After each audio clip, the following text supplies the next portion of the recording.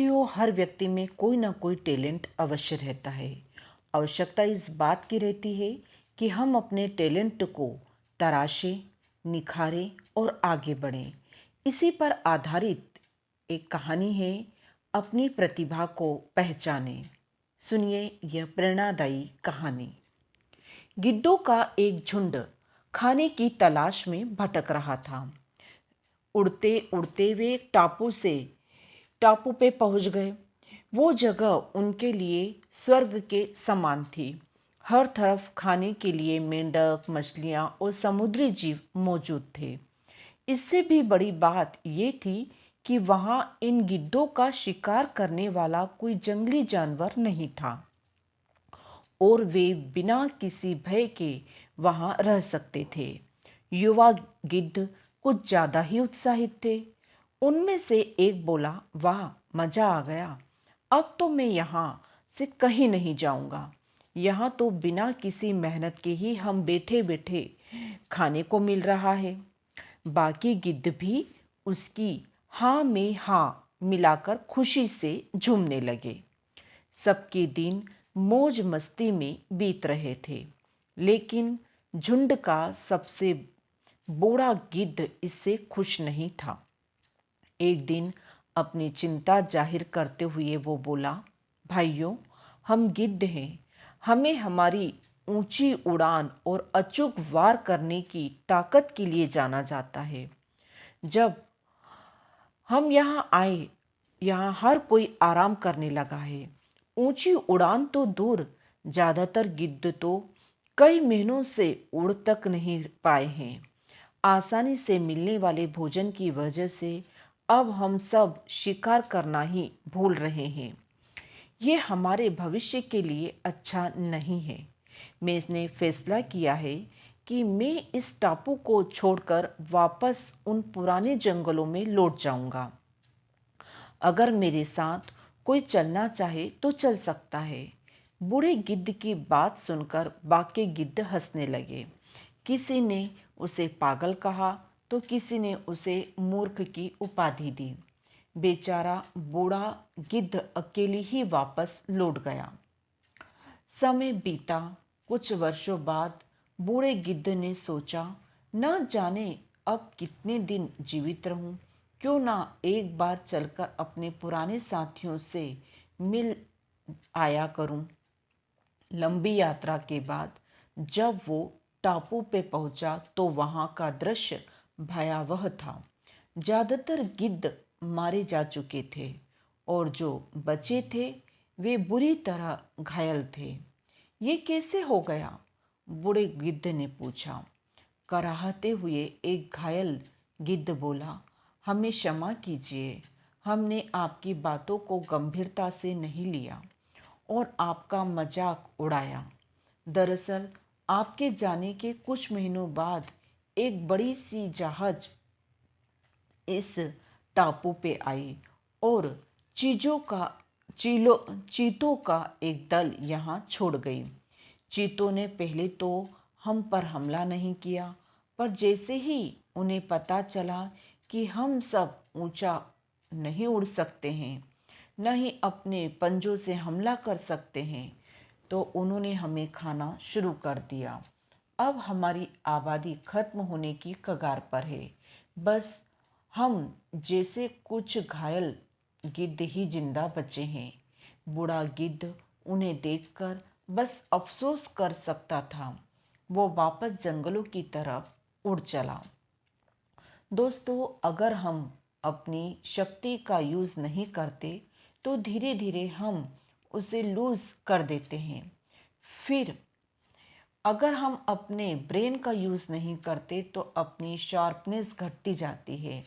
अगर हम अपनी मसल्स का यूज़ नहीं करते तो उनकी ताकत घट जाती है।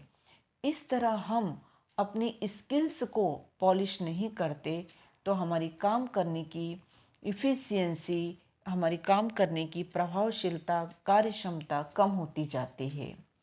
तेजी से बदलती इस दुनिया में हमें खुद को बदलाव के लिए तैयार रखना चाहिए।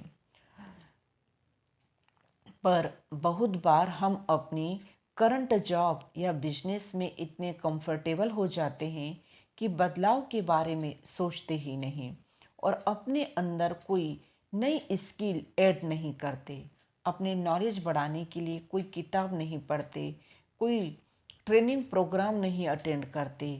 यहाँ तक कि हम उन चीज़ों में भी डल हो जाते हैं जिनकी वजह से कभी हमें जाना जाता था। और फिर जब मार्केट कंडीशन चेंज होती है, हमारी नौकरी या बिजनेस पे आ जाती है, तब हम हालात को दोष देने लगते हैं।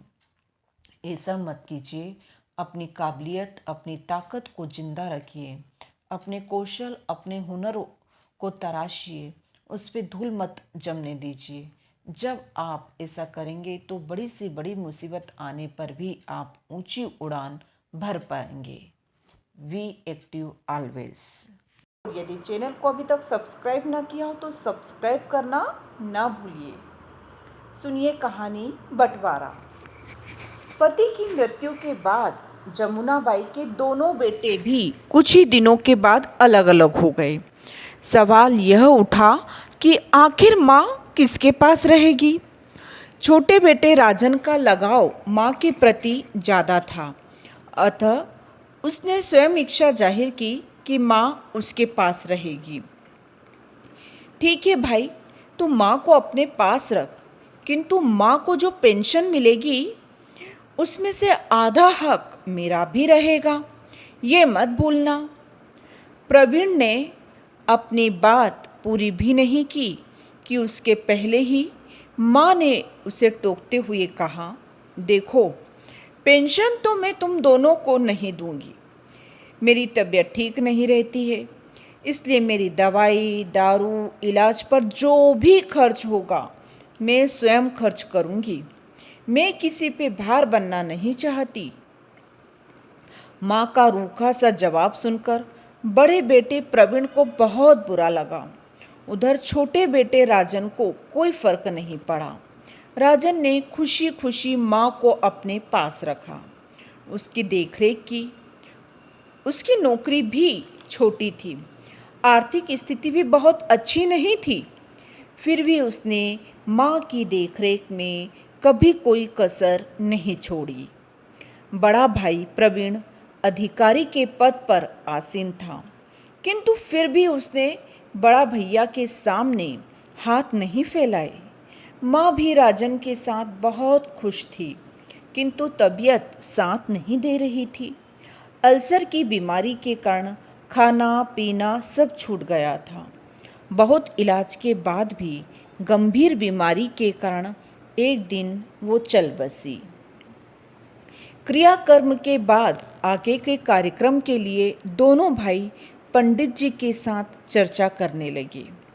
पंडित जी ने उठावने से लेकर मृत्यु भोज तक का पूरा कार्यक्रम बताया। खर्च का हिसाब लगाया तो लगभग 25,000 तक का खर्च निकला। इतना खर्च सुनते ही प्रवीण ने झल्लाते हुए कहा, देख राजन, माँ तेरे पास रहती थी, तू उनकी पेंशन रखता था, इसलिए पूरे खर्च की जिम्मेदारी तेरी है। मेरा इसमें कोई सहयोग नहीं रहेगा। पर भैया, मेरी आर्थिक स्थिति तो वैसे ही कमज़ोर है, आपके सहयोग के बिना यह सब संभव नहीं है। वाह रे, पेंशन तू खाए और खर्च मैं उठाऊं? तू तो बड़ा होशियार निकला। कार्यक्रम करना हो तो कर, नहीं तो मत कर, मेरी कोई जिम्मेदारी नहीं है। यह कहते हुए प्रवीण भुनभुनाते हुए बाहर आ गया। प्रवीण की बातें सुनकर वहाँ खड़े पंडित जी अवाक रह गए। क्या घोर कलयुग आ गया है। माँ बाप के लिए बच्चे चाहे 2 हो या 10, सब बराबर हैं।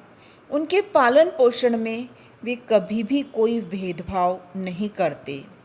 वे उनके लिए भार नहीं हैं, किंतु चंद पैसों के लिए आज के बच्चे अपने माता पिता, अपने फर्ज, अपने कर्तव्य का बंटवारा कर देते हैं।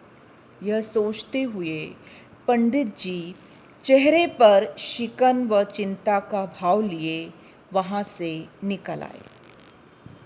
दोस्तों, यह कहानी वास्तव में एक वास्तविकता पर आधारित कहानी है और वर्तमान में बहुत से लोग ऐसा कर भी रहे हैं। नमस्कार साथियों, आज सुनिए मेरी स्वलिखित कहानी सोच का फर्क।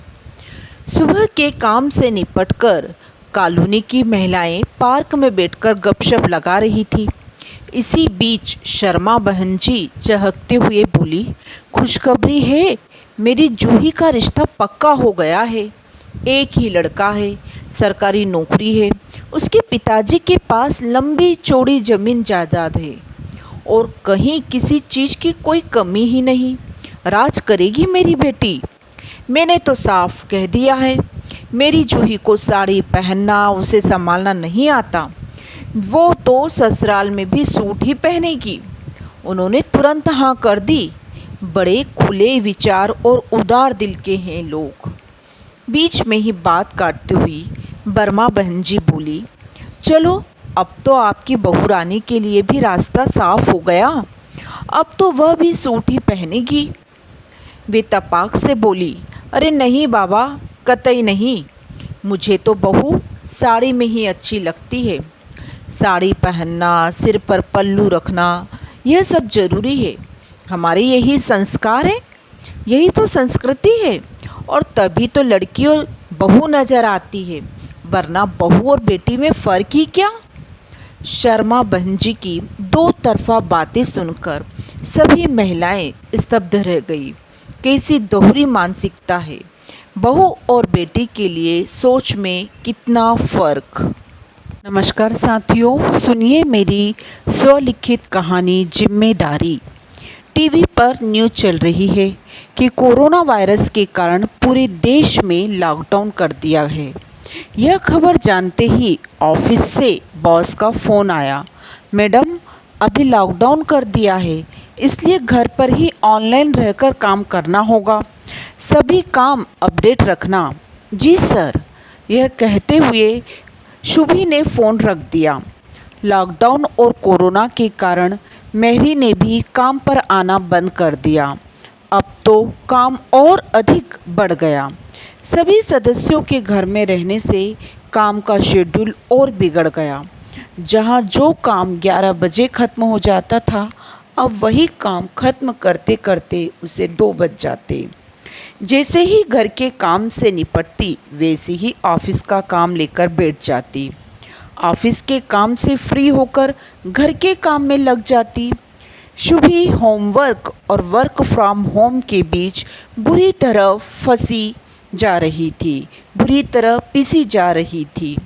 रोज रात में दर्द की एक गोली लेकर सोने लगी। रोहन से यह देखा ना गया, वह उसकी स्थिति को समझ गया। अगले दिन वह सुबह जल्दी उठा, झाड़ू हाथ में लेकर घर की सफाई करना शुरू कर दी। यह देख पिताजी बोले, अरे तुझे क्या सूझी है? ये घर के काम महिलाओं को शोभा देते हैं। घर गृहस्थी महिलाओं की जिम्मेदारी है। छुट्टी मिली है तो आराम से बैठ, आराम कर। पिताजी, आप गलत कह रहे हैं।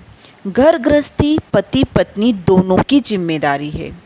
महिलाएं घर के सभी काम करके, सभी की सेवा करके अपनी पूरी जिम्मेदारी निभाती हैं।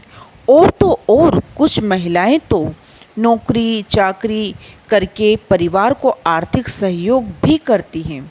तो क्या ऐसे में उनके काम में हाथ बटाना हम पुरुषों की जिम्मेदारी नहीं है? घर के काम करने से हमारा पुरुषार्थ कम नहीं हो जाएगा। स्त्री पुरुष के समानता के इस युग में काम का कैसा बंटवारा? पिताजी को बेटे की बात सिर्फ सही ही नहीं लगी, बल्कि इससे सीख भी मिली। वे भी पास में रखे चाय के प्याले को किचन में रखने चल दिए। धन्यवाद। नमस्कार साथियों, आज सुनिए एक प्रेरणादायी तथा दिल को छू जाने वाली मार्मिक कहानी, माँ और सब्जी वाली। जब मैं छोटा था तो मेरी माँ घर के लिए सब्जियां एक सब्जी बेचने वाले से खरीदती थी, जो रोज हमारे घर सब्जी बेचने आती थी। रविवार को वह सब्जी बेचने वाली पालक के बंडल लेकर आई। उसकी कीमत उसने 1 रुपये प्रति बंडल बोली। मेरी माँ की कीमत प्रस्ताव उसकी बोली हुई कीमत से ठीक आधी थी। हालांकि माँ ने उससे वादा किया था कि वह उस कीमत पर उससे 4 बंडल खरीदेगी। कुछ देर तक दोनों अपनी अपनी कीमत पर अड़े रहे। सब्जी वाली ने विनम्रता से कहा कि वह उस कीमत पर अपनी लागत भी नहीं वसूल पाएगी। उसने सिर पर टोकरी लादी और चली गई।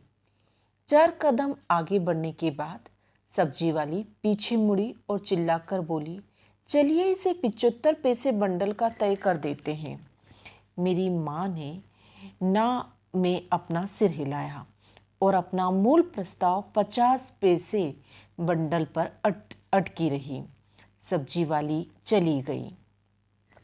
वे दोनों एक दूसरे की रणनीतियों को भली भांति जानते थे। सब्जी वाली मुड़ी हमारे घर तक वापस आई। मेरी माँ दरवाजे पर उसका जैसे इंतजार ही कर रही थी। उनके चेहरे पर एक विजयी मुस्कान थी। यह सौदा मेरी माँ के प्रस्ताव बोली पर ही हुआ। सब्जी वाली वहां स्थिर बैठ गई जैसे कि वह एक समाधि में हो। मेरी माँ ने प्रत्येक बंडल को अपने हाथ से धीरे धीरे उछालकर वजन और गुणवत्ता की पेनी जांच की। बंडलों की प्रारंभिक छंटनी के बाद उन्होंने अंततः अपनी संतुष्टि के लिए 4 बंडल छांट लिए। छोटे सिक्कों से उनका पूरा भुगतान कर दिया। सब्जी वाली ने बिना गिने पैसे ले लिए। जैसे ही वह उठी, वह चक्कर आने के कारण लड़खड़ाकर गिर गई। मेरी माँ ने उसका हाथ पकड़कर पूछा, क्या उसने सुबह से खाना नहीं खाया? सब्जी वाली ने कहा, नहीं, आज की कमाई से ही मुझे कुछ चावल खरीदना है, घर जाकर खाना बनाना है। मेरी माँ ने उसे बैठने के लिए कहा। माँ जल्दी से अंदर गई और कुछ चपातियाँ और सब्जियों के साथ तेजी से वापस आई। सब्जी वाले को खाने को दी। माँ ने पानी की बोतल भी उसे दी और उसके लिए चाय बनाने लगी। सब्जी वाली ने भूख और कृतज्ञता पूर्वक खाना खाया, पानी पिया, चाय पी। उसने मेरी माँ का तहे दिल से शुक्रिया अदा करते हुए अपनी सब्जी की टोकरी सिर पर रखी और अपने काम पर चली गई। मैं हैरान था। मैंने अपनी माँ से कहा, आप 2 रुपये के सामान के लिए मोलभाव करने में होशियारी दिखा रही थी, लेकिन उस सब्जी वाली को महंगा भोजन देने में उदार, ऐसा क्यों? मेरी माँ मुस्कुराई और बोली, मेरे प्यारे बच्चे, व्यापार में कोई दया नहीं होती और दयालुता में कभी कोई व्यापार नहीं होता। सुनिए एक प्रेरणादायी कहानी, मृत्यु के लिए प्रवेश। वाराणसी के एक गेस्ट हाउस का एक अकाउंट है जहां लोग मृत्यु के लिए प्रवेश लेते हैं।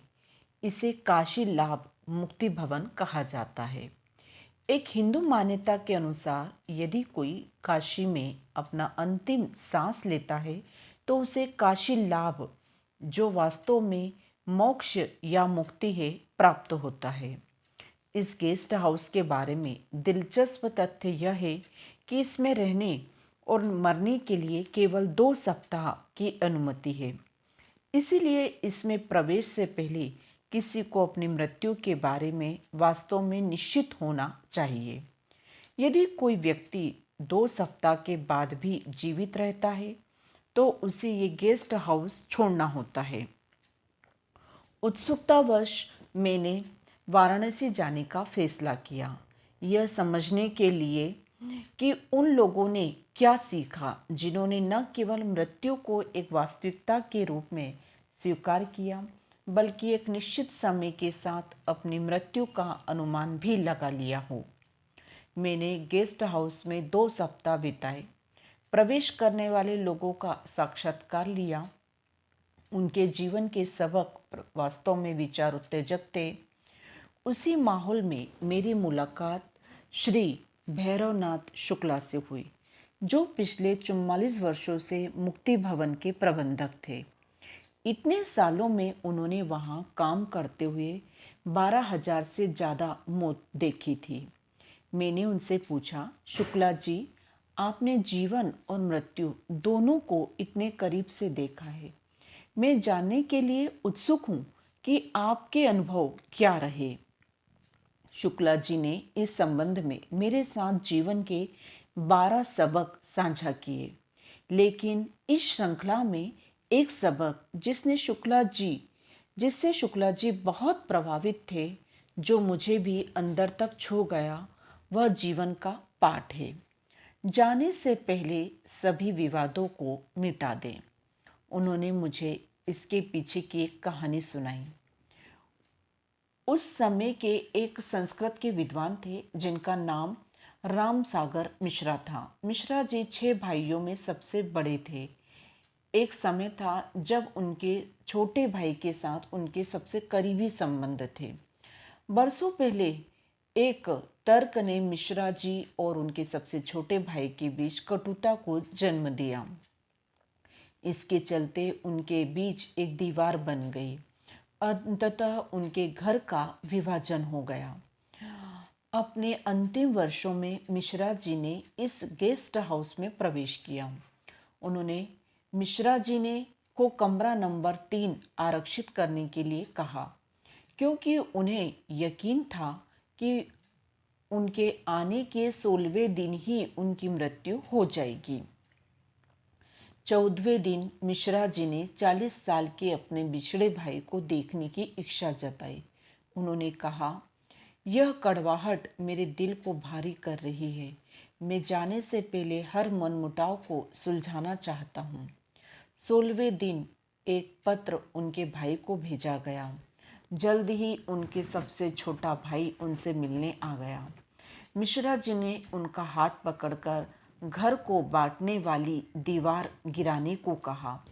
उन्होंने अपने भाई से माफ़ी मांगी। दोनों भाई रो पड़े। बीच में ही अचानक मिश्रा जी ने बोलना बंद कर दिया। उनका चेहरा शांत हो गया और वह उसी क्षण चल बसे। शुक्ला जी ने मुझे बताया कि उन्होंने वहां आने वाले कई लोगों के साथ इसी एक कहानी को बार बार दोहराते हुए देखा है। उन्होंने कहा, मैंने देखा है कि सारे लोग जीवन भर इस तरह का अनावश्यक मानसिक बोझा ढोते हैं। वे केवल अपनी यात्रा के समय उसे छोड़ना चाहते हैं। हालांकि उन्होंने कहा कि ऐसा नहीं हो सकता है कि आपका कभी किसी से मनमुटाव ना हो, बल्कि अच्छा यह है कि मनमुटाव होते ही उसे हल कर लिया जाए। किसी से मनमुटाव, किसी पर गुस्सा या शक शुबा होने पर उसे ज़्यादा समय तक नहीं रखना चाहिए। उन्हें हमेशा जल्दी से जल्द हल करने का प्रयास करना चाहिए, क्योंकि अच्छी खबर यह है कि हम जिंदा हैं, लेकिन बुरी खबर यह है कि हम कब तक जिंदा है यह कोई नहीं जानता। तो चाहे कुछ भी हो, अपने मनमुटाव को आज ही सुलझा लें, क्योंकि कल का वादा इस दुनिया में किसी से नहीं किया जा सकता है। सोचे, क्या कुछ ऐसा है या कोई है जिसके साथ हम समय रहते शांति स्थापित करना चाहते हैं। जब हमें किसी के साथ कड़वे अनुभव होते हैं, तब हमें क्षमा भाव अपनाकर भावनात्मक बोझ दूर कर लेना चाहिए। यही इस कहानी की सबसे बड़ी सीख है। नमस्कार, आज हम सुनते हैं कहानी संगठन की शक्ति। एक वन में बहुत बड़ा अजगर रहता था। वह बहुत ही अभिमानी था। जब वह अपने बिल से निकलता तो सब जीव जंतु उससे डरकर भाग खड़े होते। उसका मुंह इतना विकराल था कि खरगोश तक को निगल जाता था। एक बार अजगर शिकार की तलाश में घूम रहा था, तो सारे जीव तो उसे बिल से निकलते देखकर ही भाग चुके थे। उसे कुछ न मिला तो वो क्रोधित होकर बहुत फुफकारने लगा, इधर उधर खाक छानने लगा। वहीं निकट में एक हिरण अपने नवजात शिशु को पत्तियों के ढेर के नीचे छिपाकर स्वयं भोजन की तलाश में दूर निकल गई थी। अजगर की आवाज से सूखी पत्तियां उड़ने लगी। हिरण का बच्चा नजर आने लगा। अजगर की नजर उस पर पड़ी। हिरनी का बच्चा उस भयानक जीव को देखकर इतना डर गया कि उसके मुंह से चीख तक न निकल पाई। अजगर ने देखते ही देखते नवजात हिरण के बच्चे को निगल लिया। तब तक हिरनी भी लौट आई। फिर वह क्या करती? आंखों में आंसू भर जड़ होकर दूर से अपने बच्चे को काल का ग्रास बनते देखती रही। हिरनी के शोक का ठिकाना ना रहा। उसने किसी न किसी तरह अजगर से बदला लेने का निश्चय कर लिया। हिरनी की एक नेवले से दोस्ती थी। शोक में डूबी हिरनी अपने मित्र नेवले के पास गई और रो रो कर उसे अपनी दुख भरी कथा सुनाई। नेवले को भी बहुत दुख हुआ। वह दुख भरे स्वर में बोला, यदि मेरे बस में होता तो मैं उस अजगर के 100 टुकड़े कर डालता, पर क्या करे, वह छोटा मोटा सांप नहीं है जिसे मैं मार सकूं। वह तो एक अजगर है, अपनी पूंछ के फटकार से ही मुझे अधमरा कर देगा। लेकिन यहाँ पास में ही चींटियों की एक बाम्बी है, वहाँ की रानी मेरी मित्र है, हमें उससे सहायता मांगना चाहिए। हिरनी ने निराश स्वर में कहा, जब तुम्हारे जितना बड़ा जीव उस अजगर का कुछ बिगाड़ नहीं सकता तो वह छोटी सी चींटी क्या कर लेगी? नेवले ने कहा, ऐसा मत सोचो, उसके पास चींटियों की एक बहुत बड़ी सेना है, संगठन में बहुत बड़ी शक्ति होती है। हिरनी को कुछ आशा की किरण नजर आई। नेवला हिरनी को लेकर चींटी रानी के पास गया, उसे सारी कहानी सुनाई। चींटी रानी ने सोच विचार कर कहा, हम तुम्हारी सहायता करेंगे। हमारी बाम्बी के पास एक नुकीले पत्थरों भरा रास्ता है, तुम किसी तरह उस अजगर को उस रास्ते पर लाने पर मजबूर करो, बाकी काम मेरी सेना पर छोड़ दो। नेवले को अपनी मित्र चींटी रानी पर पूरा विश्वास था, इसलिए वह जान जोखिम में डालने को तैयार हो गया।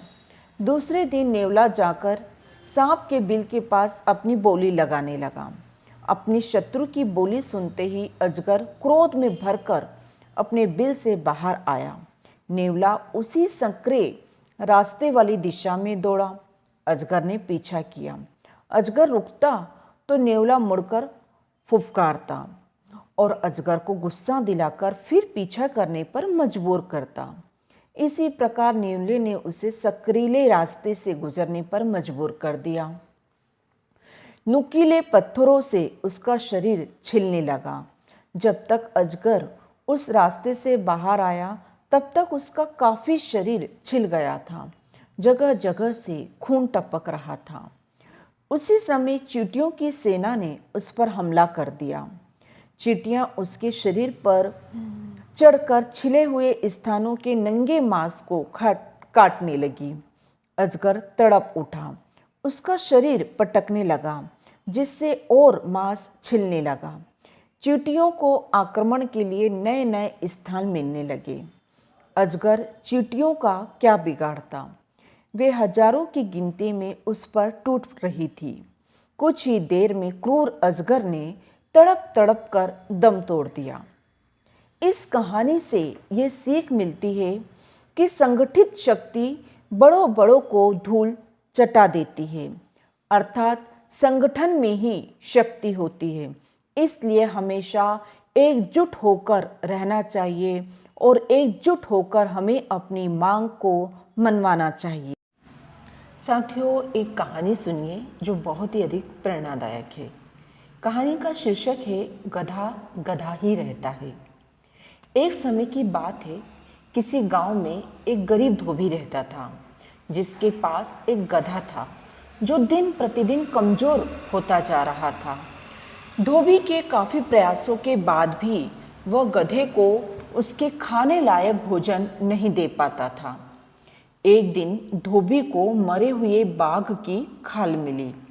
उसे तुरंत एक उपाय सूझा, क्यों ना मैं इसे बाकी खाल पहना दूं तो डर के मारे कोई करीब इसके नहीं आएगा और यह भी जी भर के मैं इसे खा सकूंगा, उसने सोचा।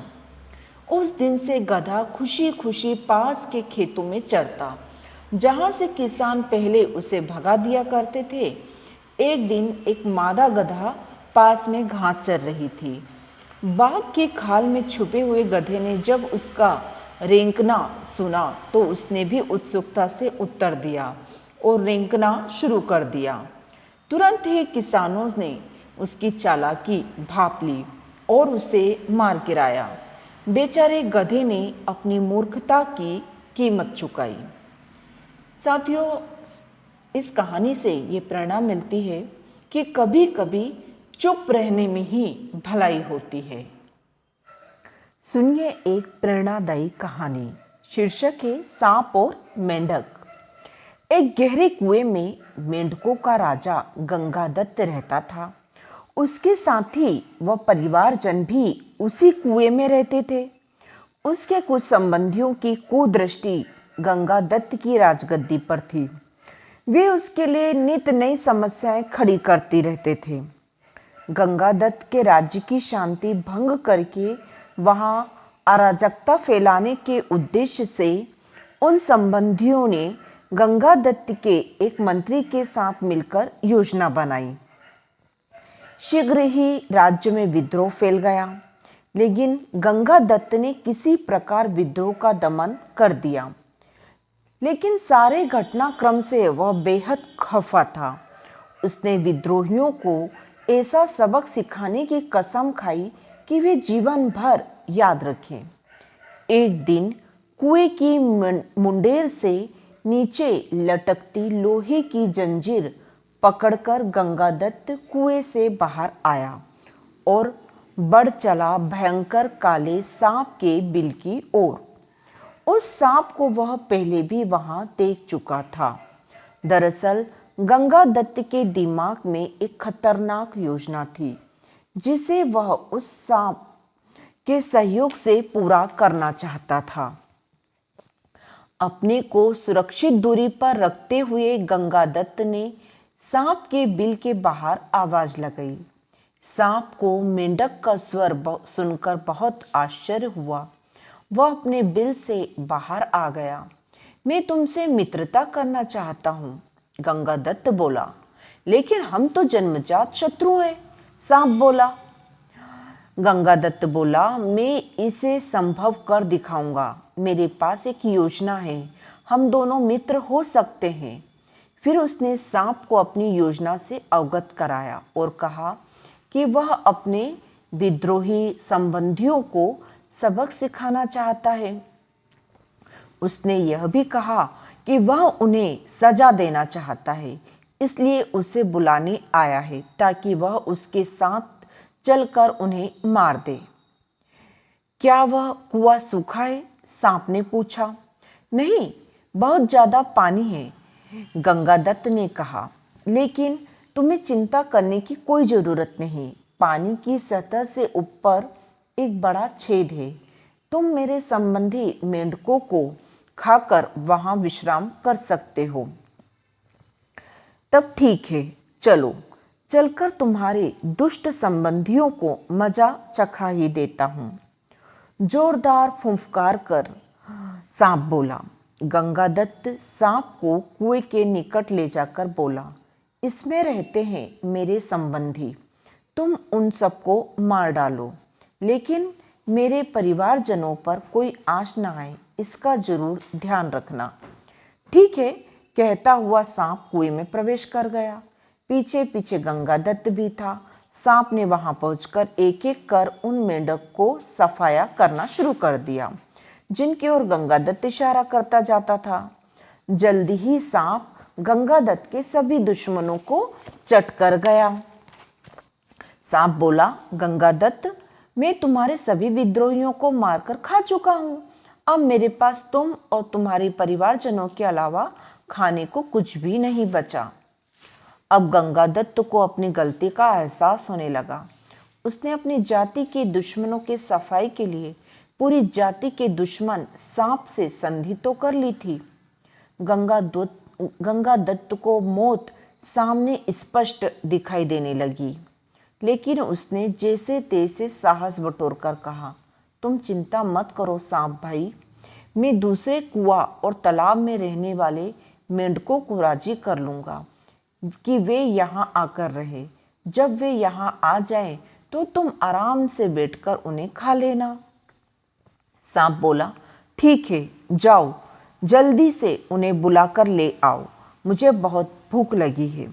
मेंढकों का राजा गंगादत्त और उसकी पत्नी इस बहाने कुएं से बाहर निकले और भागकर चले गए, फिर कभी उस कुएं में वापस लौटकर नहीं आए।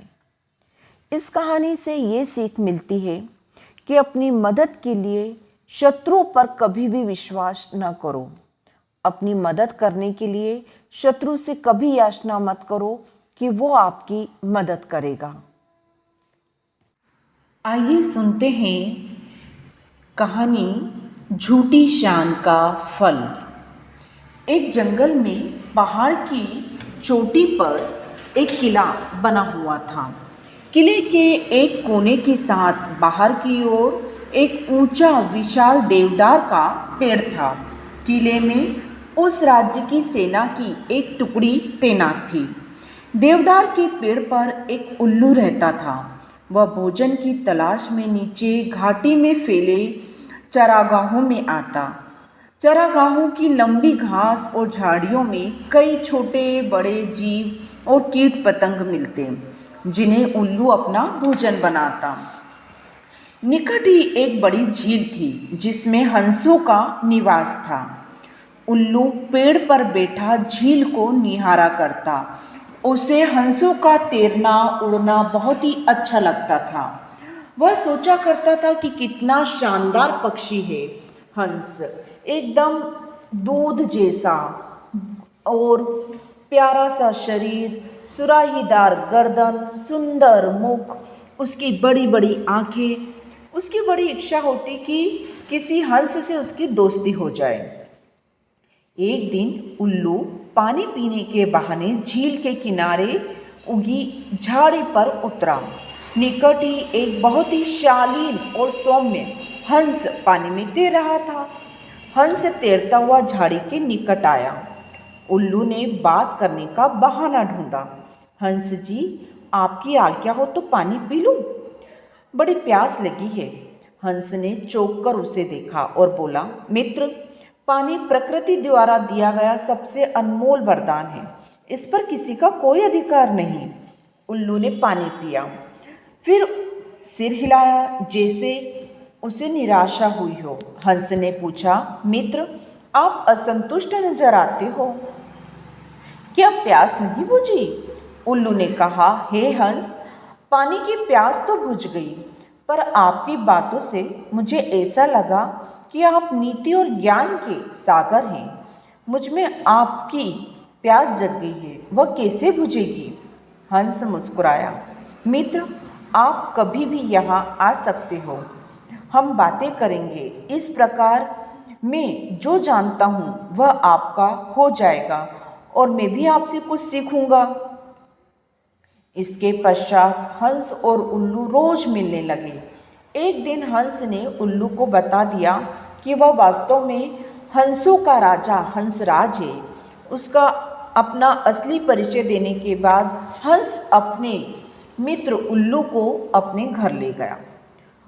बड़ा शाही ठाट था, खाने के लिए कमल, नरगिस के फूल थे और न जाने क्या क्या था, उल्लू को पता ही नहीं लगा। बाद में सौंफ इलायची की जगह मोती पेश किए गए। उल्लू दंग रह गया। वह हंस उल्लू को महल में ले जाकर खिलाने पिलाने लगा। रोज दावत उड़ती। उसे डर लगने लगा कि किसी दिन साधारण उल्लू समझकर हंसराज दोस्ती न तोड़ ले। इसलिए स्वयं को हंसराज की बराबरी का बनाए रखने के लिए उसने झूठ मूठ कह दिया कि वह भी उल्लुओं का राजा है। झूठ कहने के बाद उल्लू को लगा कि उसका भी फर्ज बनता है कि हंसराज को अपने घर बुलाए। एक दिन उल्लू ने दुर्ग के भीतर होने वाली गतिविधियों को गौर से देखा। उसके दिमाग में एक युक्ति आई। उसने दुर्ग की बातों को खूब ध्यान से समझा और सैनिकों के कार्यक्रम को नोट किए। फिर वह चला हंस के पास। जब वह झील पर पहुंचा तब हंसराज कुछ हंसनियों के साथ जल में तैर रहा था। उल्लू को देखते ही हंस बोला, मित्र आप इस समय?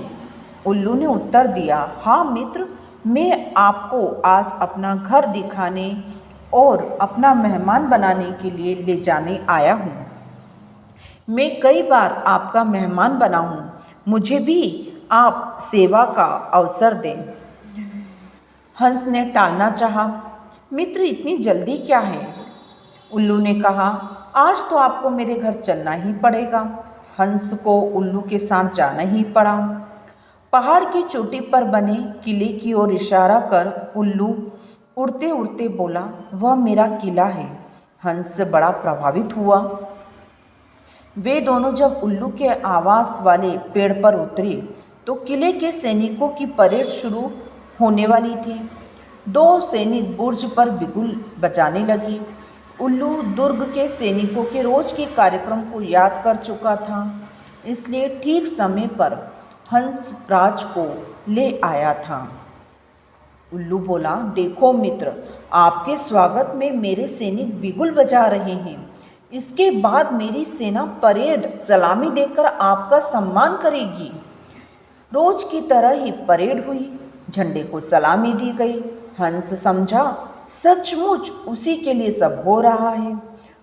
अतः हंस ने गदगद होकर कहा, हे मित्र, आप तो एक शूरवीर राजा की भांति ही राज कर रहे हो।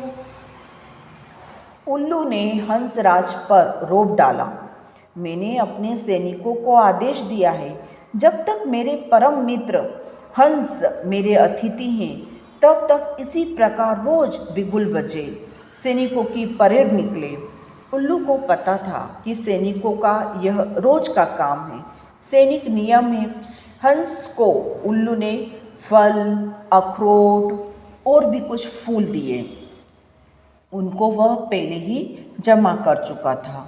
भोजन का महत्व नहीं रह गया। सैनिकों की परेड का जादू अपना काम कर चुका था। हंसराज के दिल में उल्लू मित्र के लिए बहुत सम्मान हुआ। उधर सैनिक टुकड़ी को वह कूच करने के लिए आदेश मिल चुके थे। दूसरे दिन सैनिक अपना सामान समेटकर जाने लगे तो हंस ने कहा, मित्र देखो, आपके सैनिक आपकी आज्ञा लिए बिना ही कहीं जा रहे हैं। उल्लू घबरा गया, किसी ने उन्हें गलत आदेश दिया होगा, मैं अभी रोकता हूँ। ऐसा कहकर वह जोर जोर से चिल्लाने लगा। सैनिकों ने उल्लू का चिल्लाना सुना तो अपशुगन समझकर जाना स्थगित कर दिया। दूसरे दिन फिर वही हुआ। सैनिक जाने लगे तो उल्लू चिल्लाने लगा। सैनिक के नायक ने क्रोधित होकर सैनिकों को मनहूस उल्लू को तीर मारने का आदेश दिया। एक सैनिक ने उसे तीर छोड़ा। तीर उल्लू की बगल में बैठे हंस को लगा। वह तीर खाकर नीचे गिरा और फड़फड़ाकर मर गया।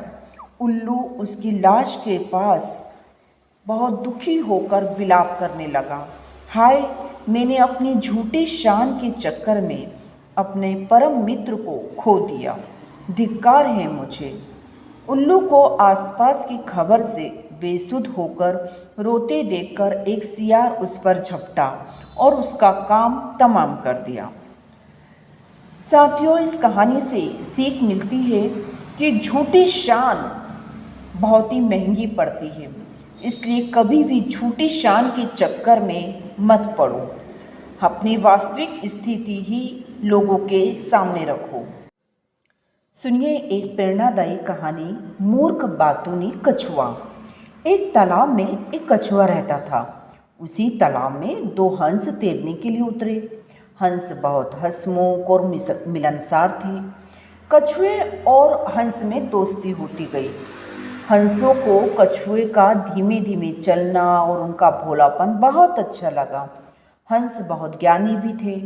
वे कछुओं को अद्भुत बातें बताते, ऋषि मुनियों की कहानी सुनाते।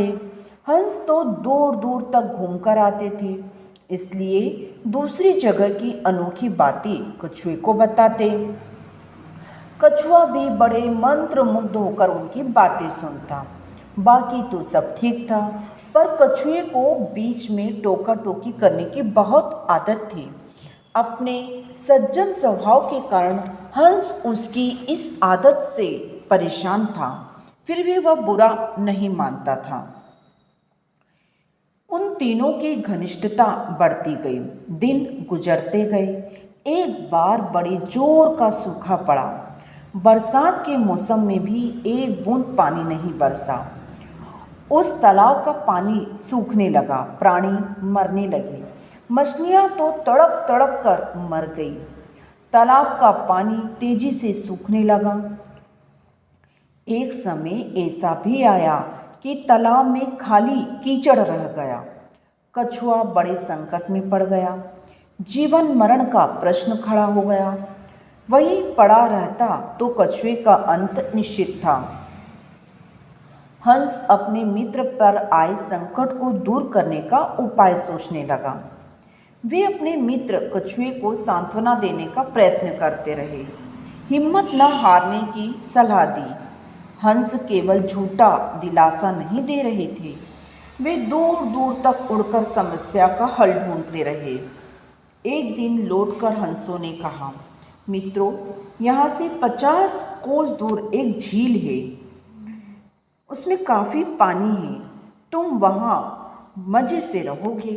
कछुआ रोनी आवाज़ में बोला, 50 कोस?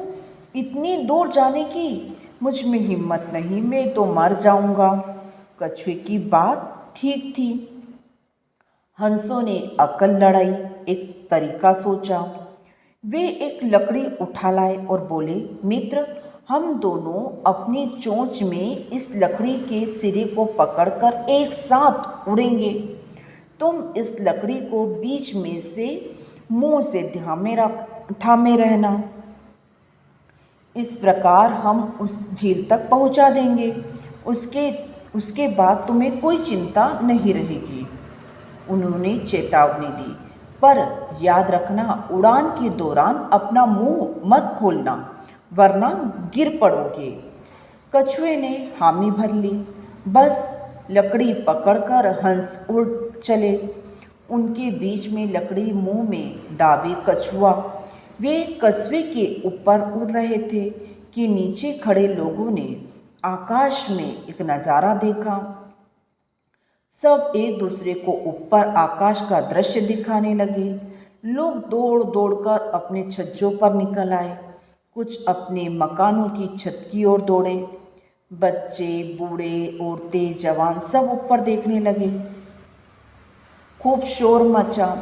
कछुए की नज़र नीचे उन लोगों पर पड़ी। उसे आश्चर्य हुआ कि उन्हें इतने लोग देख रहे हैं। वह अपने मित्रों की चेतावनी भूल गया और चिल्लाया, देखो कितने लोग हमें देख रहे हैं। मुंह के खुलते ही वह नीचे गिर पड़ा। नीचे उसकी हड्डी पसली का भी पता नहीं चला और वो बेमौत मारा गया। इस कहानी की शिक्षा ये है कि बेमौके मुंह खोलना बहुत महंगा पड़ता है। जहाँ आवश्यकता नहीं है वहाँ नहीं बोलना चाहिए, चुप रहना ही बेहतर है। साथियों, आज सुना रही हूँ आपको एक कहानी, शरारती बंदर। और इस कहानी को सुनने पर आपको एक ज़रूर बहुत ही अच्छी शिक्षा मिलेगी। तो सुनिए यह कहानी। एक शहर में एक समय कुछ ही दूरी पर एक मंदिर का निर्माण किया जा रहा था। मंदिर में लकड़ी का काम बहुत था, इसलिए लकड़ी चीरने वाले बहुत से मजदूर काम पर लगे हुए थे। यहाँ वहाँ लकड़ी के लट्ठे पड़े हुए थे और लट्ठे व शहतीर चीरने का काम चल रहा था। सारे मजदूरों को दिन का भोजन करने के लिए शहर में जाना पड़ता था, इसलिए दोपहर के समय 1 घंटे तक वहाँ कोई नहीं जाता था। एक दिन खाने का समय हुआ तो सारे मजदूर काम छोड़कर चल दिए। एक लट्ठा आधा चिरा रह गया था। आधे चिरे लट्ठे में मजदूर लकड़ी का कीला फंसाकर चले गए। ऐसा करने से दोबारा आरी घुसाने में आसानी रहती है। तभी वहाँ बंदरों का एक दल उछलता कूदता आया। उनमें एक शरारती बंदर भी था जो बिना मतलब चीज़ों से छेड़खानी करता था। पंगे लेना उसकी आदत थी। बंदरों के सरदार ने सबको यहाँ वहाँ पड़ी चीज़ों से छेड़छाड़ न करने का आदेश दिया।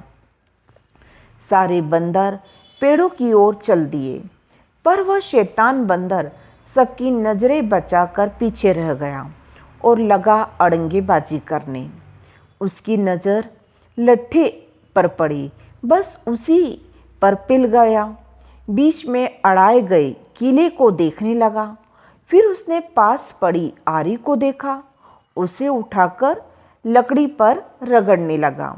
उसे किर किर की आवाज़ निकलने लगी तो उसने गुस्से से आरी पटक दी। उन बंदरों की भाषा में किर किर का अर्थ निखट्टू था। वह दोबारा लट्ठे के बीच फंसे कील को देखने लगा। उसके दिमाग में कौतूहल होने लगा कि इस कील को लट्ठे के बीच में से कैसे निकाला जाए। अब वह कील को पकड़कर उसे बाहर निकालने के लिए जोर आजमाइश करने लगा। लट्ठे के बीच फंसाया गया कील तो दो पाटों के बीच बहुत मजबूती से जकड़ा हुआ था, क्योंकि लट्ठे के दो पार्ट बहुत मजबूत स्प्रिंग वाली क्लिप की तरह उसे दबाए रहे थे।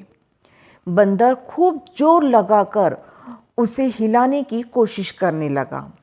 कीला जोर लगाने पर हिलने व खिसकने लगा तो बंदर अपनी शक्ति पर खुश हो गया। वह और जोर से खो खो करता कीला सरकने लगा। इस धींगा मुश्ती के बीच बंदर की पूंछ दो पाटों के बीच आ गई थी, जिसका उसे पता ही नहीं चला। उसने उत्साहित होकर एक जोरदार झटका मारा। जैसे ही कीला बाहर खींचा, लट्ठे के दो चिरे भाग फटाक से क्लिप की तरह जुड़ गए। बीच में बंदर की पूंछ फंस गई। बंदर चिल्ला उठा। तभी मजदूर वहां लौटे। उन्हें देखते ही बंदर ने भगाने के लिए जोर लगाया तो उसकी पूंछ टूट गई। वह चीखता हुआ टूटी पूंछ लेकर भागा। इस कहानी की शिक्षा सिर्फ यह कहना है कि कभी भी अति उत्साहित होकर बिना सोचे समझे कोई काम नहीं करना चाहिए। साथियों, ये कहानी आपको यदि पसंद आई है तो प्लीज़ इसको लाइक ज़रूर और शेयर ज़रूर करें।